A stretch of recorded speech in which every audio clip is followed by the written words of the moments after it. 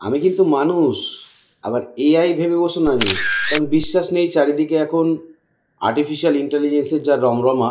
কারণ সেই সানা কেমন আছে তো, সানা না না সৌরভ গাঙ্গুলির মেয়ে সানা নয়, টাইমস গ্রুপের তরফ থেকে লঞ্চ করা হয়েছিল প্রথম একজন অ্যাঙ্কার, এআই অ্যাঙ্কার, যার নাম ছিল সানা। তো সেই টাইমস গ্রুপ বলতে পারো আবার নিউজে চলে এসছে। তার কারণ কি, এবার দুজন তারা ভার্চুয়াল মিউজিশিয়ান লঞ্চ করে দিয়েছে, যার একজনের নাম হচ্ছে এহসান, আরেকজনের নাম হচ্ছে রু। মজার ব্যাপার, এই দুজন ভার্চুয়াল সিঙ্গার শুধু যে গান গাইবে এরম ব্যাপার নয়, তারা দর্শকদের সঙ্গে ইন্টার্যাক্ট করবে, হোয়াটসঅ্যাপে কথাবার্তা বলবে এবং বলতে পারো মিউজিকও লঞ্চ করবে। তো রেডি থাকো এই ধরনের আরও নতুন নতুন জিনিস জানার জন্য। সঙ্গে থাকো বং ফিউশন উইথ প্রকাশের সঙ্গে।